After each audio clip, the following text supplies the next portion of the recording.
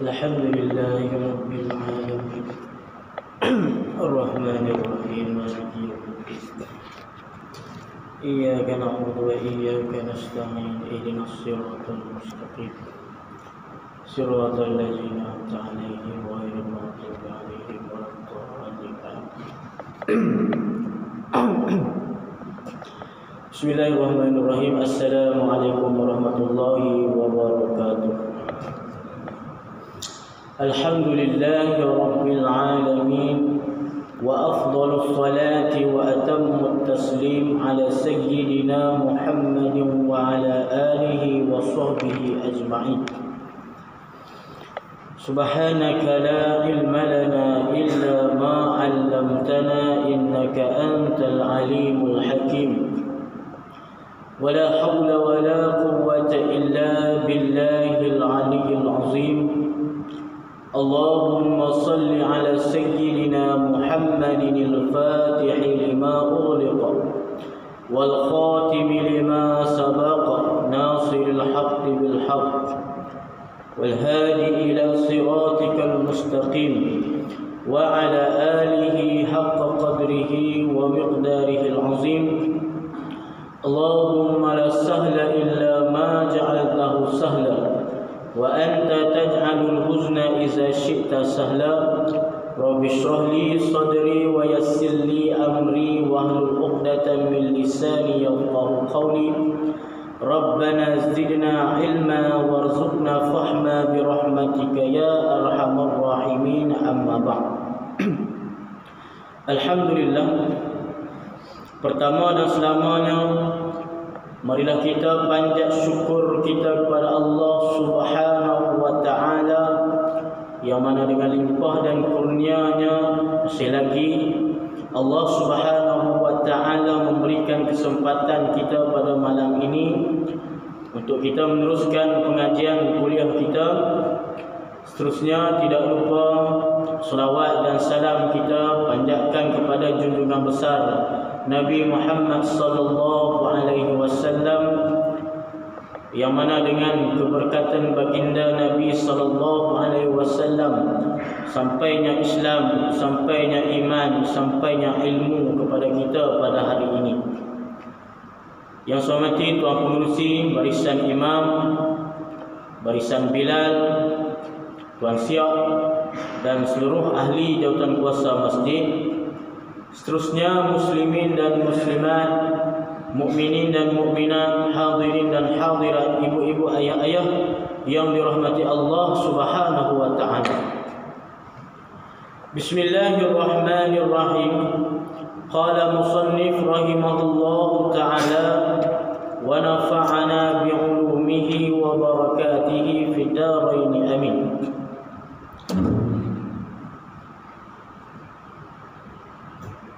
ويحصل بكل خشن ولو بنحو خرقة أو أشنان والعول أفضل من غيره وأولاه ذريه الطيب وأفضله الأراق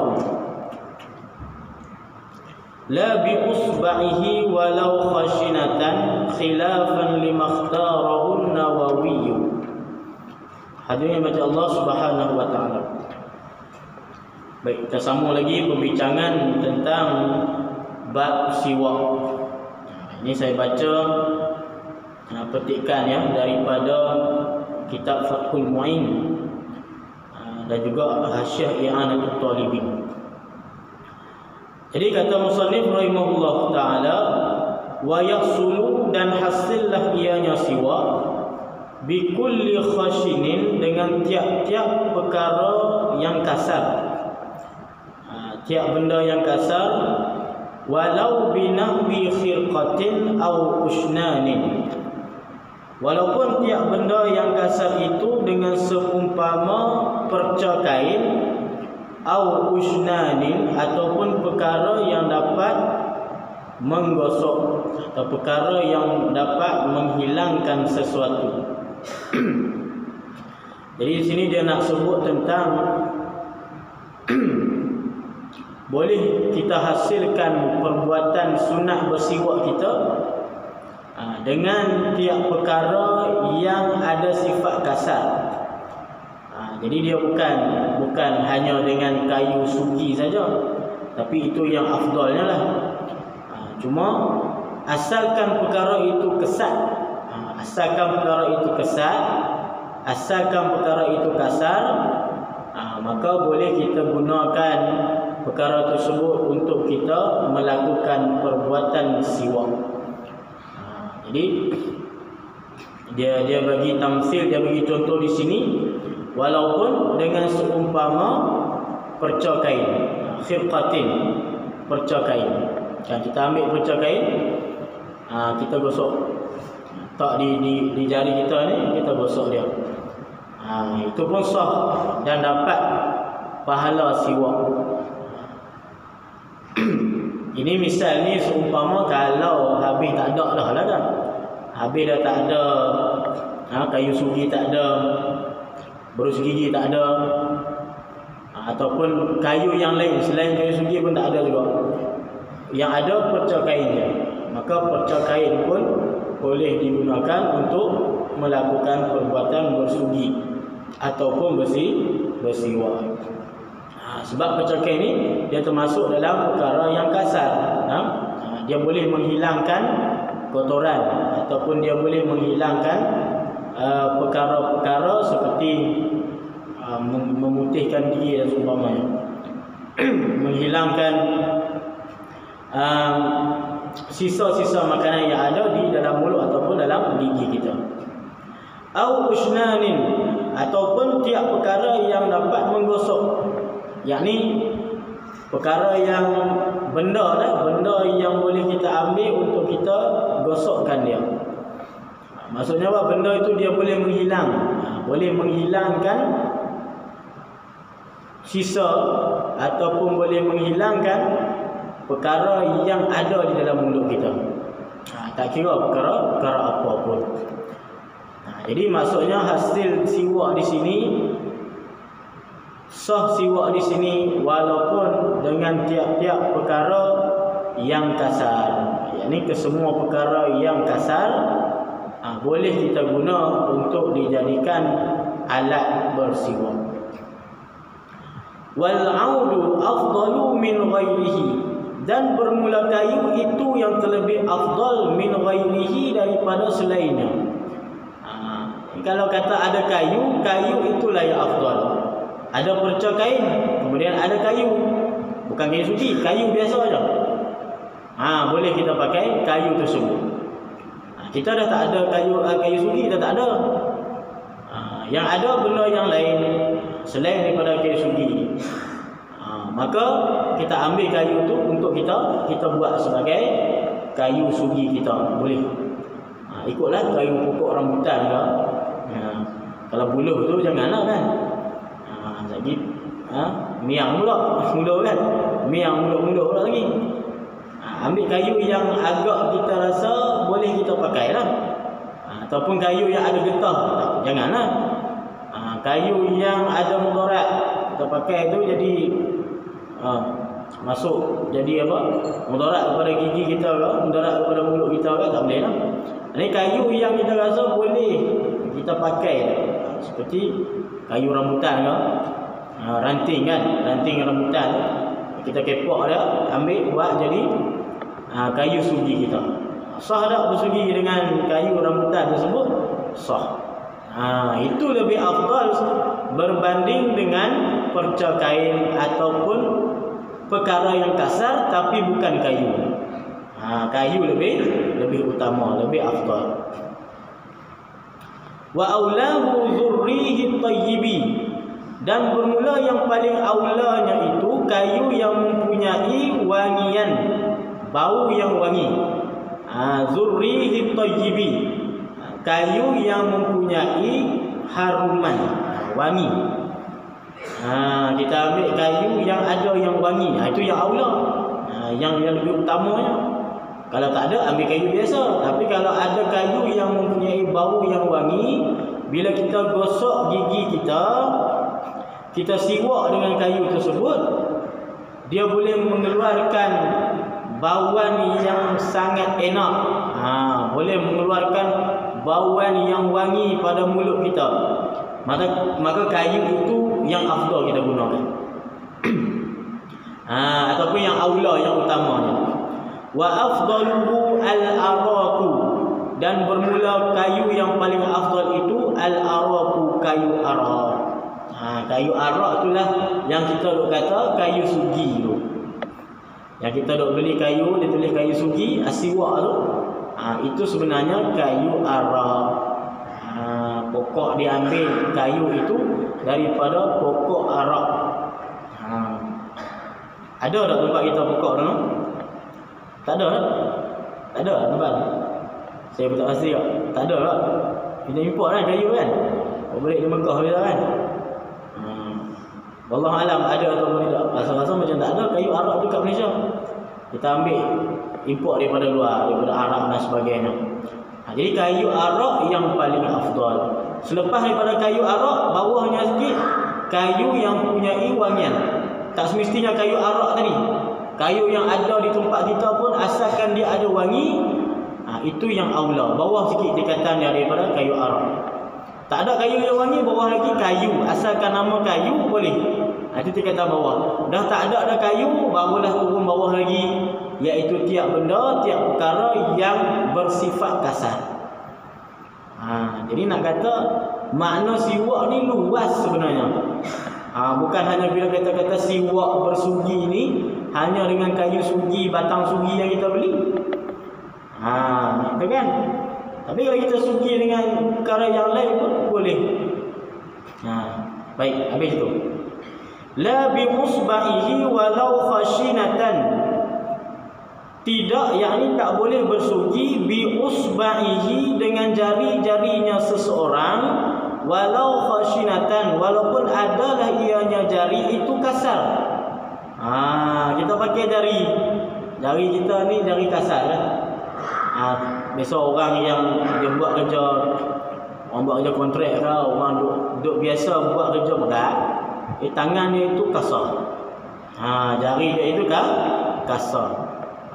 Jadi boleh tak perkara yang kasar, ini jari kita ni, jari yang kasar ni boleh tak dipakai untuk buat siwak? Tidak boleh. Ni di atas kaul selain daripada Imam Nawawi. Khilafan li makhtarahu Nawawi, berbeza pandangan bagi kaul, bagi perkataan yang memilih akan kaul tersebut oleh Imam Nawawi rahimahullahu taala. Jadi kalau ikut pandangan Imam Nawawi, jari kita pun boleh buat kayu siwak. Ikut pandangan Imam Nawawi rahimahullahu taala. Jadi dah kita nak hasilkan pahala siwak, kayu sugi kita tak ada, kayu yang selain sugi kita tak ada, perca kain tak ada, benda yang kasar pun tak ada. Yang ada jari kita, pakai jari kita, sah dan dapat pahala bersugi di sisi pandangan Imam An-Nawawi rahimahullahu taala. Ini nak bayang betul. Kan? Tapi orang kata kotor pula kan, kotor pula jari kita ni. Jadi kita pergi tempat ambil wuduk tu, pakailah jari kita siwak. Lepas tu kita kumur dan basuh tangan kita, basuh jari kita. Tapi kalau nak semayang tu susah sikit, nak semayang kan, kita nak siwak pakai jari macam mana? Sekali kan, tak cantik lah kan. Kita pergi ke tempat yang tempat wuduk ke, pergi tandas ke, tempat yang ada air. Cuma nak kata habis tak ada, jari sendiri pun boleh pakai. Itu mengikut kaul Imam Nawawi. Mengikut kaul yang selain Imam Nawawi tak boleh. Dia nak ikut mana? Nak ikut yang mana? Nak ikut Imam Nawawi pun boleh, nak ikut ulama yang selain Imam Nawawi pun boleh. Sebab itulah hadirin yang dimuliakan Allah Subhanahu wa taala, khilaf ummati rahmah. Khilaf yang terjadi di dalam umat aku adalah sebuah rahmat. Khilaf yang terjadi di antara ulama adalah sebagai rahmat sebenarnya kepada kita, untuk membawa kita lebih luas di dalam beramal. Selagi mana khilaf yang terjadi itu masih ada kaulnya dan masih dipakai, diikut oleh ittifaq ulama. Tapi kalau yang keluar daripada ittifaq ulama tak boleh. Melainkan kaul yang ada disandarkan oleh kepada ulama, dan ulama tersebut ahli sunnah wal jamaah. Sebab dalam ilmu fiqh ni dia luas. Jangan kata kita duk sebut tentang khilaf yang terjadi di antara mazhab-mazhab. Di dalam mazhab kita sendiri banyak terjadi khilaf. Dalam mazhab kita sendiri, mazhab kita Imam Syafi'i rahimahullahu taala, dan kita katakan khilaf kita Syafi'i dengan Hambali, Syafi'i dengan Maliki, Syafi'i dengan Hanafi. Dalam mazhab Syafi'i sendiri pun dah khilaf banyak. Cuma kaul mana yang kita pakai, kaul mana yang kita amalkan, itu ada bab ataupun ada peraturan yang diletakkan oleh ulama di dalam kitab-kitab dia. Jadi bukan semua kaul juga asal kata ada kaul dalam kitab terus kita ambil beramal. Tak juga. Ada kaul yang terlalu dhaif yang ditinggalkan oleh ulama, tak boleh kita ambil. Kaul yang gharib, dia seorang yang kata. Ulama lain kata macam ni, dia seorang yang kata macam ni. Dia khilaf. Tapi kalau ada kaul yang ittifaq ulama, boleh kita ambil. Baik. Itu permasalahan tentang alat untuk bersuci. Kemudian, wa inna ma yata'akkadu siwaku walau liman la asnana lahu li kulli wudu'in. Dan hanya sahaja sunat muakkadlah oleh siwak, walau liman, walaupun bagi orang-orang la asnana lahu, yang tidak ada gigi baginya orang, likulli wudu'in, bagi tiap-tiap wudu. Jadi bagi tiap-tiap kali kita nak wudu, hukumnya sunat muakkad kita bersuci, sunat muakkad kita bersiwak, walaupun bagi orang yang tidak ada gigi. Dia kata sini, walau liman la asnana lahu, walaupun bagi orang yang tak ada gigi. Tak ada gigi nak siwak macam mana? Gosoklah di tempatnya. Di dalam kat gusi tu. Itu pun sunat juga. Biasa orang tak ada gigi ni kan, dia nak ambil pahala sunat je lah, ambil pahala sunat bersiwak. Biasa kita siwak ni, kita bersugi, kita berus gigi, gosok gigi ni disebabkan kita nak menghilangkan sisa-sisa makanan, menghilangkan perkara-perkara yang lekat di celah gigi kita. Tapi kalau orang tak ada gigi, nak lekat ke mana? Mungkin hanya dia boleh hilangkan bauan saja, ataupun kerana dia nak mengambil pahala sunnah mengikut perbuatan baginda Nabi sallallahu alaihi wasallam.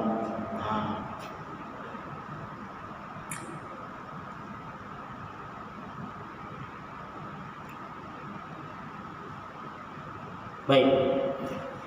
Jadi sunat di ketika tiap-tiap nak wudu, sunat muakkad untuk bersiwak. Walikulli salatin, dan bagi tiap-tiap sembahyang, fardaha wa naflaha, sama ada sembahyang itu sembahyang fardu, wa naflaha, ataupun sembahyang itu sembahyang sunat. Jadi tiap nak wudu hukumnya sunat muakkad kita bersiwak. Tiap kali nak sembahyang pun hukumnya sunat muakkad kita bersiwak. Wa in sallama min kulli rak'ataini aw istaka li wudu'iha wa illam yafsul bainahuma fasilun haitsu lam yakhus tanajjusu famihi wa dzalika li khabaril Humaydi. Dan sekiranya memberi salamlah ianya seseorang min kulli rak'ataini, daripada tiap dua rakaat, au istaka li wudu'iha, ataupun bersiwaklah ia kerana wuduknya sunat, kerana wuduk untuk sembahyang, wa illam yafsul, walaupun tidak menjadi pemisahlah, terpisahlah di antara keduanya, fasilun oleh pemisah, haitsu lam yakhus tanajjusu famihi, sekira-kira tidak takut oleh bernajis mulutnya. Maksudnya apa? Jadi maksudnya apa? Sunat muakkad untuk bersiwak di ketika tiap-tiap nak sembahyang. Sekiranya dia tidak takut bernajis mulutnya. Kalau kata dia takut, wa illa tarkuhu atau wa illa tarakahu. Sekiranya dia takut dengan sebab dia bersiwak nak sembahyang itu menjadi najis mulutnya, maka dia tinggalkan akan siwak tersebut. Maksudnya macam mana? Maksudnya begini.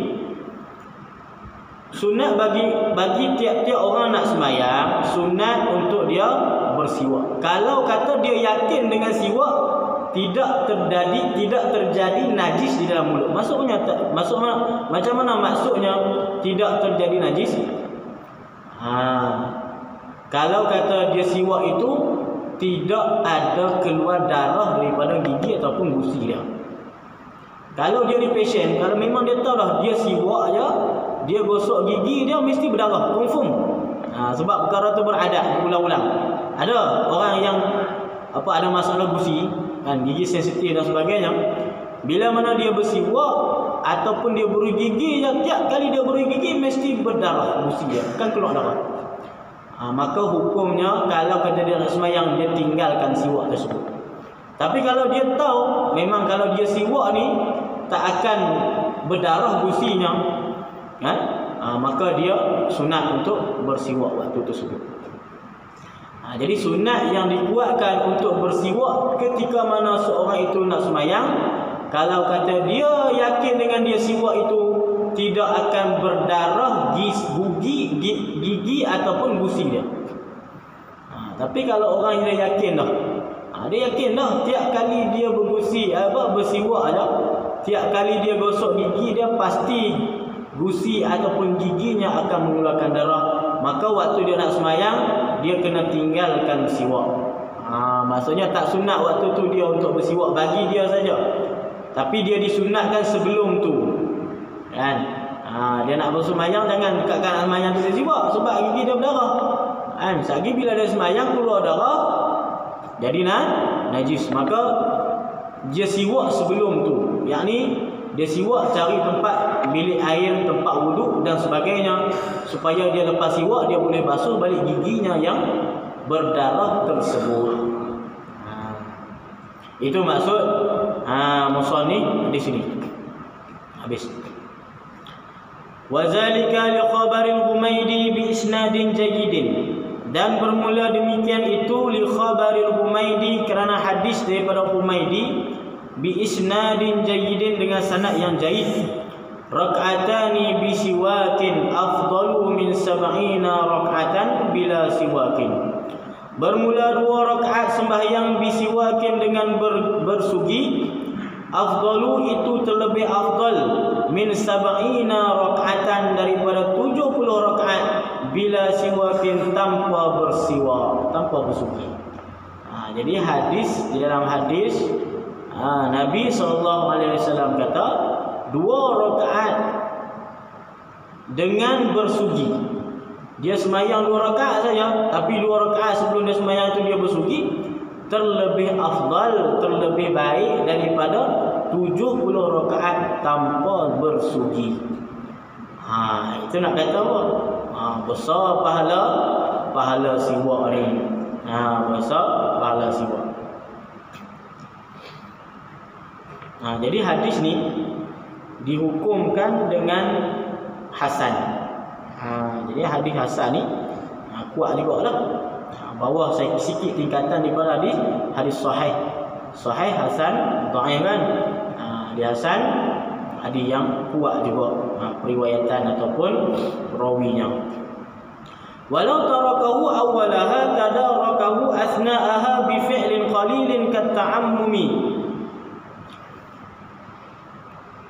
Dan jikalau meninggalkan oleh seseorang akannya siwak awwalaha pada awalnya sembahyang, dia nak sembahyang, kemudian dia terlupa nak bersiwak tadi.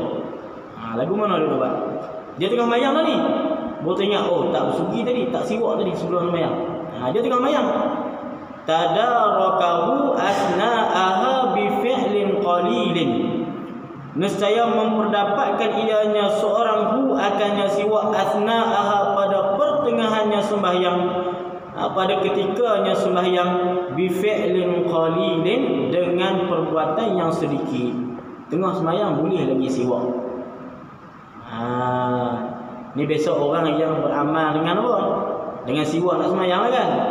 Dekat sembahyang dia letak dah siap kayu sugi dia dalam poket dia. Biasa dekat nak takbir dia akan siwak, orang kat takbir. Tiba-tiba satu hari tu terus dia takbir.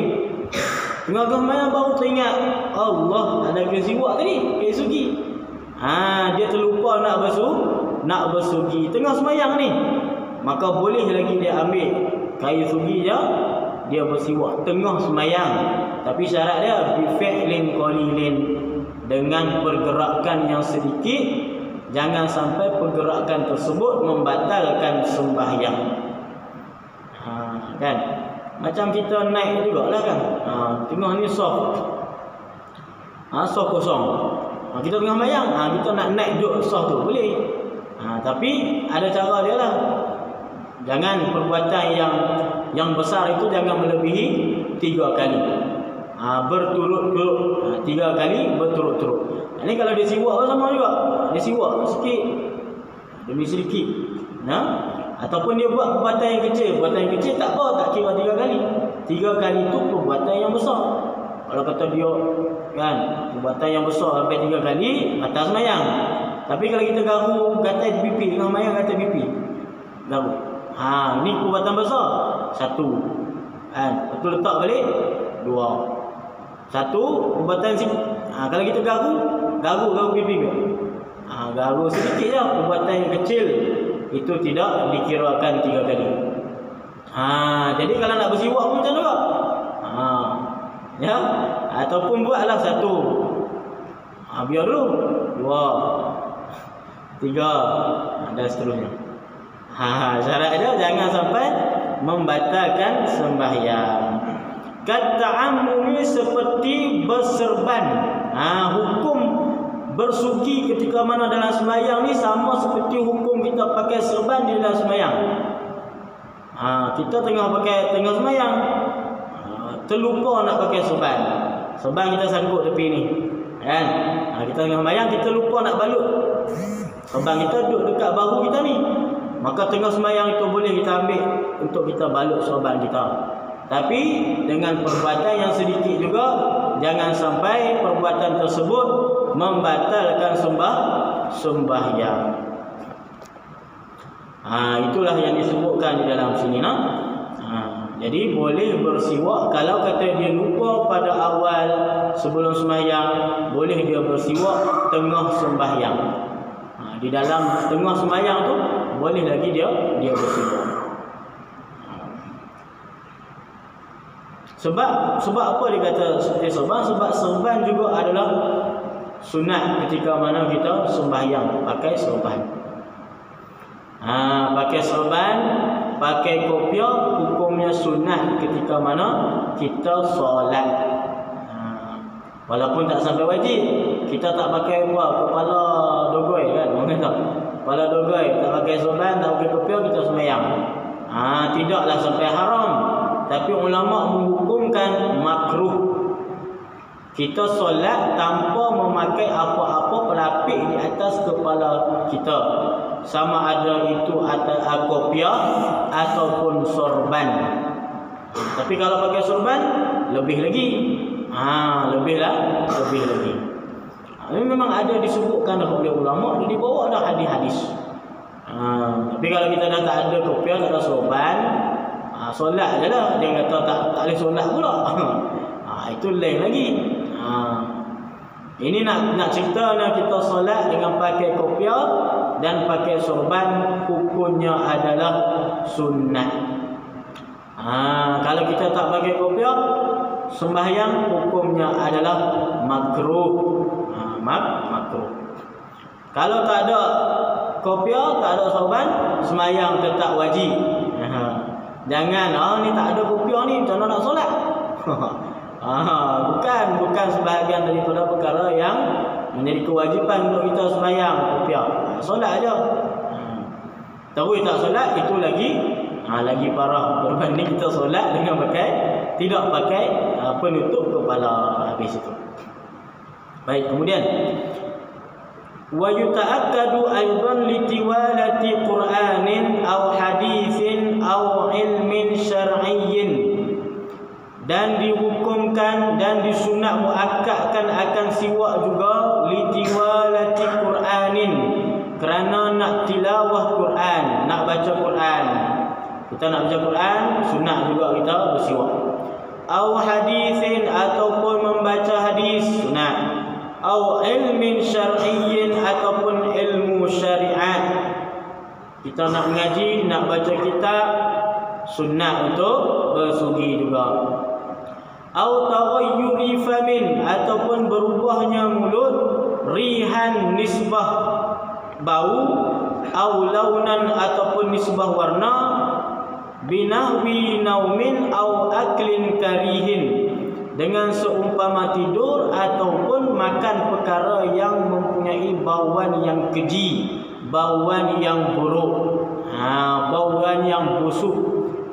Itu juga sunat untuk kita siwak. Kalau mulut kita tu dah berubah, sama ada perubahan itu dari sudut bau, sebab kita makan petai, kita makan jering, kan? Kita makan kerdas, buah kerdas. Kalau belah Kedah kita panggil buah genuk, buah genuk, kan? Buah genuk ni paling bau lah di antara tiga beradik tu. Buah genuk paling bau, kan? Petai dengan jering bau dua-dua bau. Jering kalau yang tua tu dia bau teruk. Tapi kalau genuk ni bau lagi. Itu sunat ketika tu kita makan, sunat untuk kita siwak. Ataupun berubahnya dari segi warna, kan? Mulut kita, gigi kita tu dah kuning dah. Sebab lama sangat tak gosok gigi, sampai kuning gigi. Sampai macam-macam dah sangkut di dalam celah-celah gigi kita tersebut. Waktu tu juga sunat muakkad, sunat yang dikuatkan untuk kita bersugi bersiwak. Ataupun seumpama gigi berwarna kuning, sama tadi. Au istiqazin min naumin wa iradatihi, ataupun bangun daripada tidur dan hendak tidur. Kita bangun pagi, bangun daripada tidur, tak kira lah tidur pagi ke, tidur petang ke, tidur siang ke, tidur malam ke. Bangun daripada tidur, sunat muakkad kita bersugi bersiwak bergosok gigi. Ataupun hendak kita tidur, kita nak tidur malam, kita nak tidur siang, hendak kita tidur pun sunat juga untuk kita bersiwak. Wa dukhuli masjidin, dan masuk masjid. Masuk masjid pun sunat bersiwak. Walaupun dalam hasyiah dia kata wa yuta'akkadu aidan inda dukhuli masjidin walau kana khalian. Sunat bersiwak juga walaupun dia masuk masjid tu masjid yang kosong, tak ada orang. Kita ingat sebab bau, kan? Sebab bau tu kalau tak ada orang tak apalah, tak ada siapa nak bau, tak payah bersiwak tak apa. Tak. Kalau kita masuk masjid, asal kata masuk masjid, sunat bersiwak. Walaupun kita seorang saja yang duduk dalam masjid tersebut, tak ada orang yang nak bau mulut kita yang makan petai tadi. Tu pun hukumnya sunat muakkad juga kita bersugi. Pukul berapa? Sekali telajak 8.11, 10 saat lagi. 10 saat lagi boleh berhenti tu. Okay, satu lagi. Wa manzilin, dan rumah. Dan rumah, kita masuk rumah juga sunat bersiwak. Walaupun dalam rumah itu rumah kosong, walaupun rumah itu rumah orang lain. Kita pergi rumah kawan kita, sunat kita siwak. Bukan rumah kita, rumah orang lain. Rumah kita pun sunat, rumah kawan kita, rumah orang lain pun sunat. Wa fis sahari wa indal ihtidari kama dalla alaihi khabarus sahihain. Ini panjang lagi tuan-tuan yang dimuliakan Allah Subhanahu wa taala. InsyaAllah kita sambung lagi pada pertemuan berikutnya. Wallahu a'lam bishawab. Bismillahirrahmanirrahim. Alhamdulillahirabbil alamin.